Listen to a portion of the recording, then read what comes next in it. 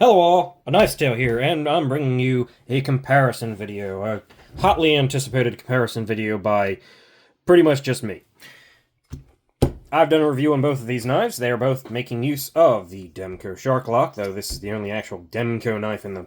This one is the Flytanium Arcade. This is the AD 20.5. I want to make a comparison of these knives because... Well, this one's better. Video over. We could stop there if you want to know. I would definitely say this one's better, but they both have issues. They could both be much better. So, we got the Shark Lock on two different designs. Very different designs.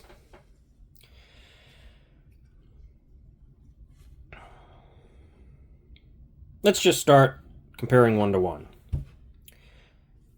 If you want to see the specs or any of the information about the knife, my feelings, the review of performance, you can see the reviews. I'll link them into the video.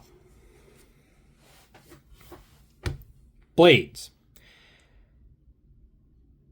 We've got a drop point, and it's a drop point, but it's much closer to a spear point or even a modified Warncliffe, maybe, or sheep's foot or something. This is the slicer grind on this knife. It also comes in a clip point, which is much closer to this, and a shark's foot, which is a sheep's foot, basically, modified.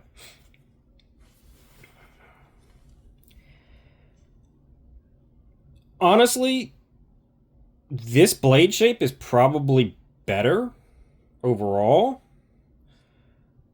but this blade is just the grind and the thickness. It's too thick.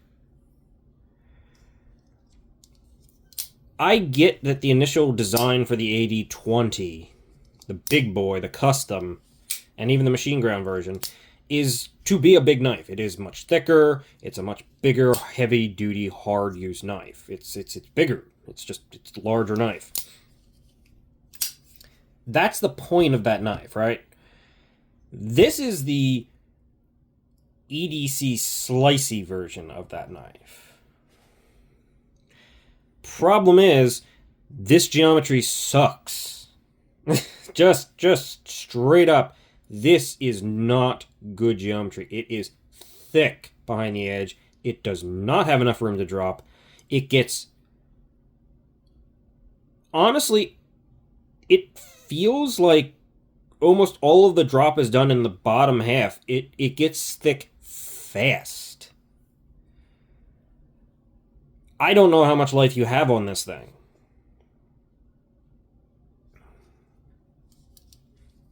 And as such, that's why I didn't recommend this knife, because it's counterintuitive for what it's designed for. This is supposed to be the lighter, EDC-able, friendly use knife of this with a all-purpose blade, except the blade is not really all-purpose. It needs to be thinner, and it needs to not get as thick as fast. It is... I mean, I know there are a number of people who have gotten their knives rebladed or hollow ground, and there's a reason for that. The lock's good. This is not.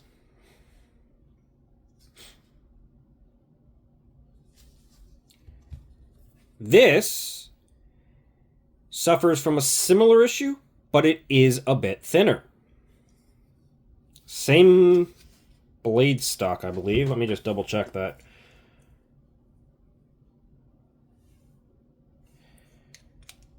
$127. Yep, 127. So it's like 125 thousandths ish on the blade stock. This one does come down to a thinner edge, though it is still thicker than I would like it to be.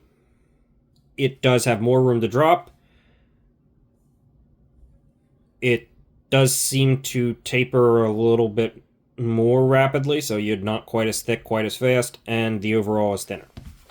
So this one unequivocally beats it on cutting. It does. This thing gets hung up on cutting, in my opinion. On some of the things, it'll go through it. You can push through it. But if you have like a mushier, softer piece of cardboard that gives a little bit, it can get bound up in it much quicker than other knives. It'll still cut, but it's not the most fun. I will also say that this is in 20 CV, and while it is still sharp and cutting worthy, it didn't hold it very well or very long. I don't know about the heat treat on this one. I don't know about the heat treat on this one, but I know it held it a little bit better, and even though it is, you can kind of see that it is not exactly without indents. I basically dug with this one. When I really pushed this one, I was cutting a root when I was digging out a post hole. And yeah, it definitely needs to be sharpened now, but before then, it actually held its edge pretty well. So this one in S35 is possibly heat treated better. The execution on the finish of the blade is basically the same. I'm almost certain these are both made in Taiwan, and if you look at the shark lock, the way it's executed, the jimping, the finish on the blade, everything, I think these are made by the same company or the same manufacturing site. They're probably made side by side, except this one has better geometry and other things. So this one wins pure and simple on edge and geometry. Blade shape, they're very similar, but I think I like this blade shape a little bit more. But it does not live up to being a slicer whatsoever. Second, jimping. From knife to knife, the jimping is very, very similar. Except this one is a little bit more aggressive and a little less pleasant. This one is just a hair more rounded and still super functional. It's still pretty aggressive, but it's a little bit better. So, I mean, this one beats it. Simple as that. Grinds are, from what I can tell, a problem for this manufacturer. This knife has... This is the second iteration of this knife, and the first knife had grind issues. It wasn't even from side to side, and this one looks like it's very hard to see on camera, but there is a... Come on, can we get it? There it is, right there. Looks like the belt hit the knife. So whoever's doing the grinding on these things, not super consistent. This one's also a little wonky at the edge. Termination. And it's a little bit lower on the grind on this side up front, where it's a little bit higher on the other side. The grinds are not perfectly executed, which is another issue, because both of these knives kick off to this side. They are not centered in the closed position, and honestly, you can see it. It is deeper ground on this side than this side, and it causes the blade to kick off. Both of these knives are pretty close to being centered for the blade, but the tip is nowhere near. And out of the three examples I've seen, the two of this and this one, they're all exactly the same. So I don't know if it's the same dude doing all of the grinding, but that dude needs to be retrained. Because he's got some issues. I don't know if he's like on an angle or something like that, but someone needs to check on him. He might not be okay.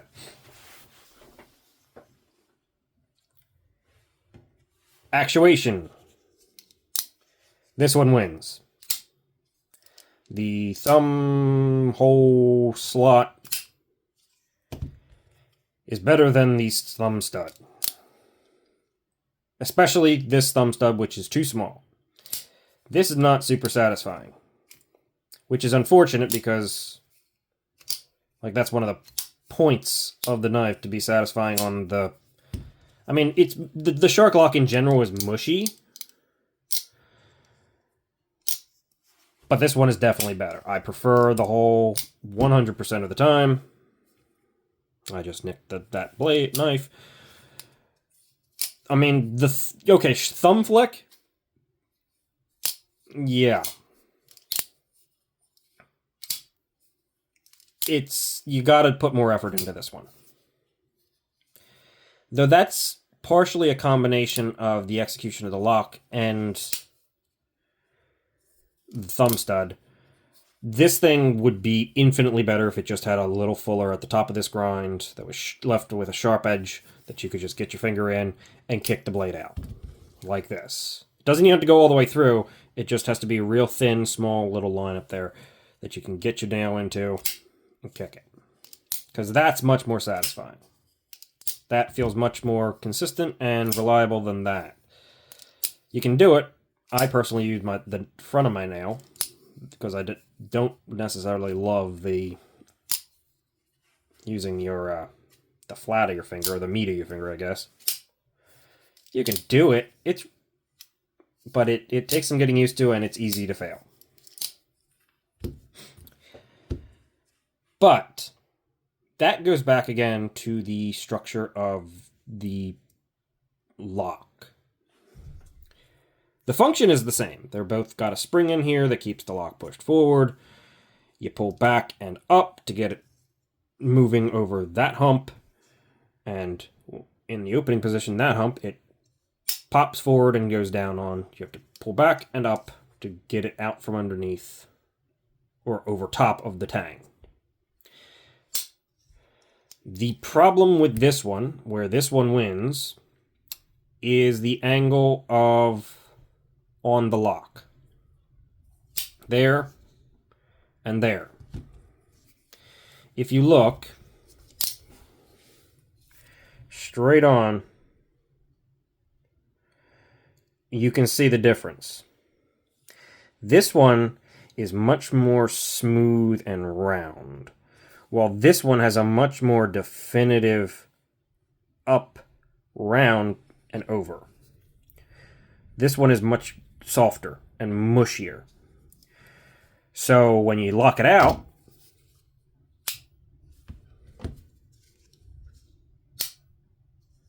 you get this much more distinct, authoritative pop into position, while this one you have a much more of a slide into position.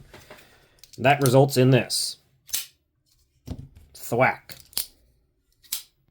This one doesn't have it nearly as much. This one feels better. It feels better in the lockup because it's more distinct. And it's just better executed. And the same goes for when they're open. And this is what's providing the detent. You can see that the angles, if you really look, are different. This one is, again, much more sort of lacking distinct shape. It's more of just a hump, while this one really goes up into a hump, while this one really goes up into a hump and around. This one's more just sort of a hump. That makes this detent feel stronger, or whatever it has as a detent. They're still mushy, but they have both the same retention, but getting past that is a little more distinct on this one, and more just mushy on this one. Where the other one goes pop, this one just sort of slides out. That creates a lighter detent, which makes this function better, especially when the thumb studs are already kind of worse.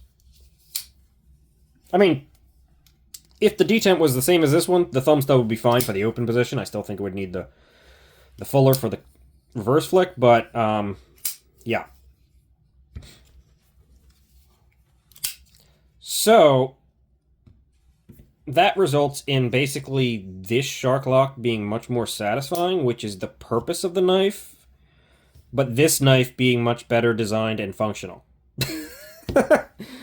So it's like, since you're buying it for the shark lock, Do you go with the better execution on the shark lock?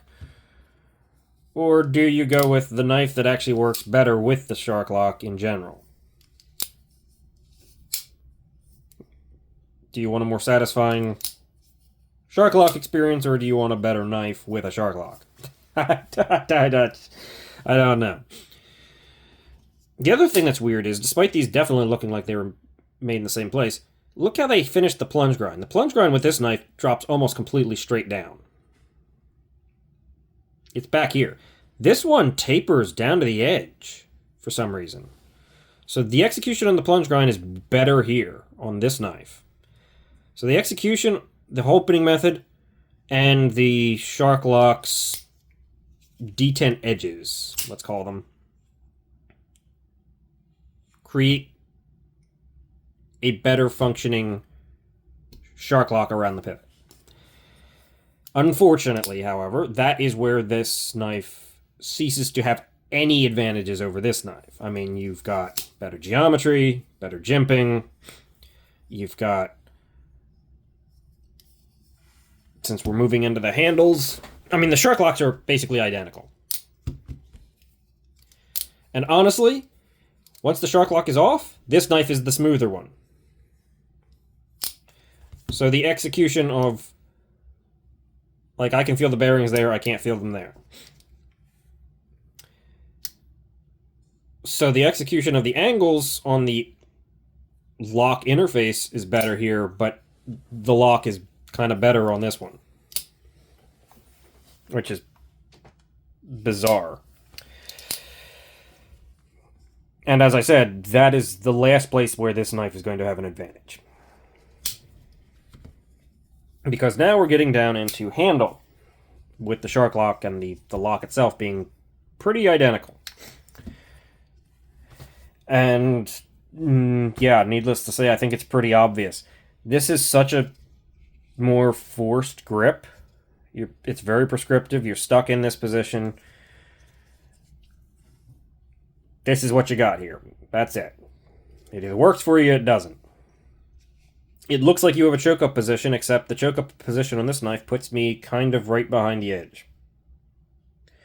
This half choil thing that Demko does, he did it on cold steel because they have a lot of it.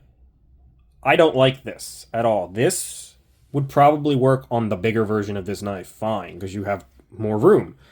But here, I feel like I'm going to go up into that edge. That does not feel safe, and it is not comfortable in the slightest. Which is the other problem with this, the ergos on this knife. This is straight turn, 90-degree angle. The angles and the edges on this knife are hard and uncomfortable. I mean, this is a thinner knife, I'll give it that much. It's a nice thin knife. It kind of feels interesting that it's so thin. But then the angles are not super comfortable. Especially up here. I mean, these just are straight unpleasant angles. So, up here pretty much doesn't exist on this knife, because this is not comfortable. And again, I still feel like I could easily slip forward into that edge. Here, I mean, it's okay, but it's flat and it's not the most comfortable thing in existence. No doubt about that. Where on this knife, you have much softer chamfers. You have multiple chamfers around the entire edge. It's soft. It's comfortable. It's pretty much neutral as a grip. It is a little thicker, which actually works to this knife's advantage. And the way they did this choil thing up here is much better. This has a much harsher angle that forces you forward, while this one just sort of cradles you. And because there's this little notch in the blade, you kind of can tell where you are on the blade. Like, I can feel that I'm falling in that notch, so I know where I'm at up there. And I'm also further away from the edge. And I'm more comfortable there. So this is actually usable. 100% that's just better. The handle is better here, execution-wise. It is coated aluminum, which, I mean, has its issues for marking and stuff like that. It's not chalky, it's well done, but it definitely will mark up and start to eat away at it. There is a silver aluminum and a blue one, but you can also get replacement titanium scales for this. I mean, you can do the same for this, but I don't like the ergos of this, so is what it is. You can get replacement titanium scales. I wouldn't mind just seeing a slightly, maybe cheaper version of this with just like G10 or micarta scales with a G10 or micarta inlay to counteract, or like opposite micarta here, G10, micarta. Just cut off a couple bucks from the price point of this knife and just give us that, because I mean, that's still pretty reasonable. Though I will say, this micarta is nice. And that also brings us to texture. This has a diamond texture on it that is pretty aggressive.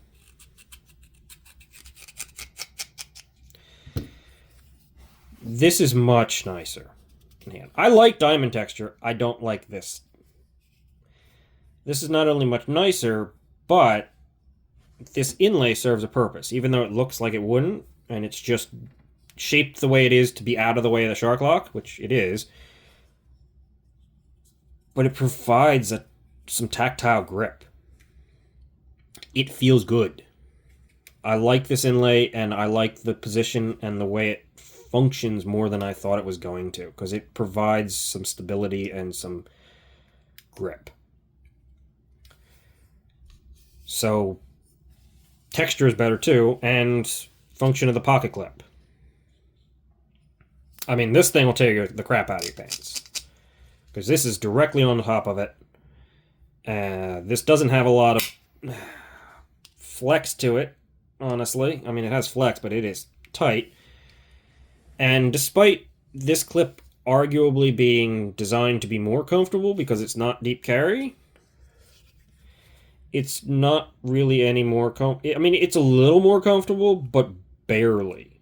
I still feel it, and it's not very functional.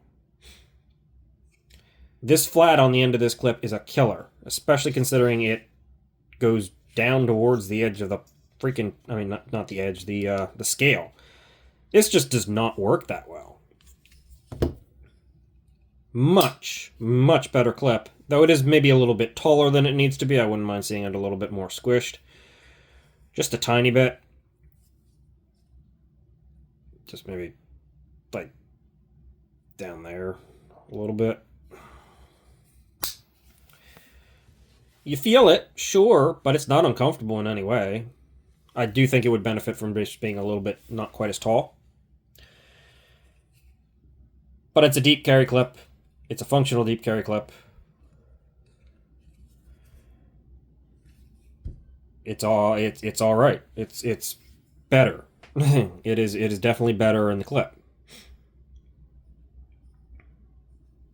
Both have lanyard holes, and while I think this lanyard hole should be cut in half in size, just for clip position and access and everything like that, it's not hurting anything. While this lanyard hole might be slightly prioritized over the clip, which I don't like seeing. So, overall thoughts and comparisons of the AD 20.5 and the Arcade is...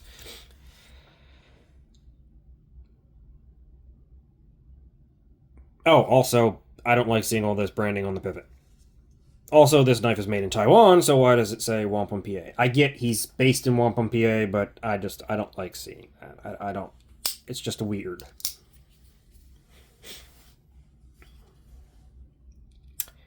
So. Oh, and you also have... I don't know.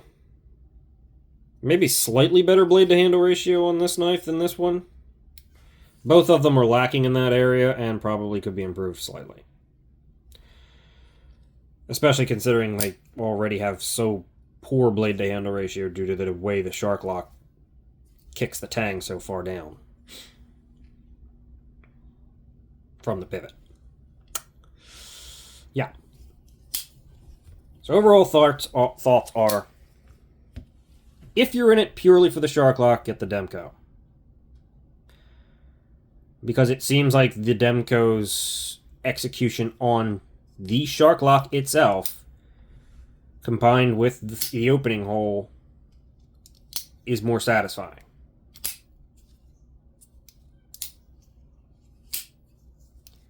And more precisely snappy and executed well. This is the second knife of this that I've seen, and they both failed about the same, except the other one was a little bit tight and scratchy in there, which is why one of the reasons why I sent it back and got a replacement. If you want a better knife, this is it. This is the better execution and functional knife in every regard other than lockout satisfaction.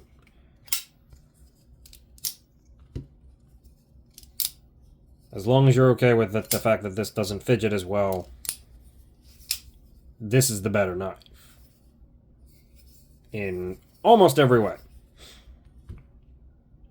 Again, I would still like to see that clip just a little bit squished, a little bit. It's a little too tall. But that's really the only major, and the grind, I mean the plunge grind needs to be addressed. But, as I said, the grinds kind of on both of these knives need to be addressed in general. So, yeah. So, while neither of these went onto my recommended playlist, because I don't think they're consistent or good enough for what they are, this is the better knife. I will also say that I think this is a better priced knife. The base model of this is like AUS 10 or D2 and plastic, and it's like $115, $120. Then you get S35VN and like carbon fiber or G10 at over $200, and then you get like $300 for 20CV and titanium. This is an outlier. This was an exclusive. This is 20CV and Ultim. And this still came in at like, I want to say $190 to $200. This is S35VN, aluminum, micarta inlays, $190.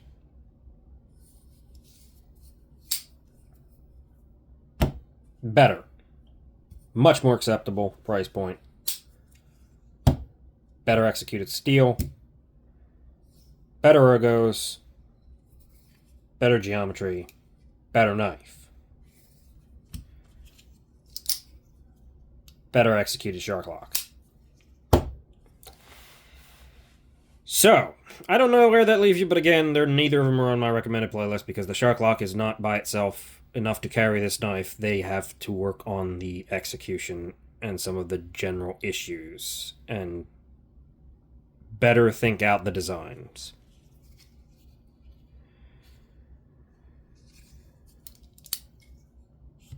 So while I have these knives, they're not exactly my favorite. So we have a winner. Doesn't mean they're great. Doesn't mean they're good. This is sort of like a...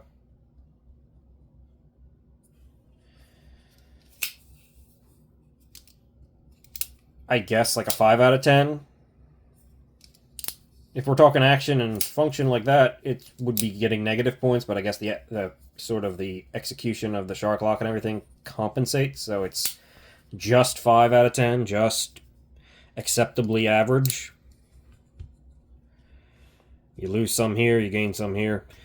This is less, because this is the only thing that it's got going for it, in my opinion. And I know these are popular knives, but nope. I think that's the better option if you have to go with one of these. Otherwise, just get a different knife. You can get a knife that is more purposely good at what you need it to be.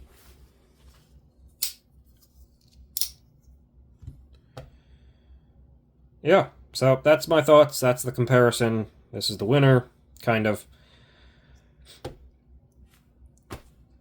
It is what it is. They definitely need to tighten down some of their execution. So thanks for watching. If you stuck around. If you didn't, well, you're gone. So what am I talking to you for? Like and subscribe if you would. Comment your thoughts on the lock, on the knives, on anything. Honestly, it's just sort of... I don't know where to end this one because they sort of just muddle out, which is the way I feel about the knives. So, yeah. See ya.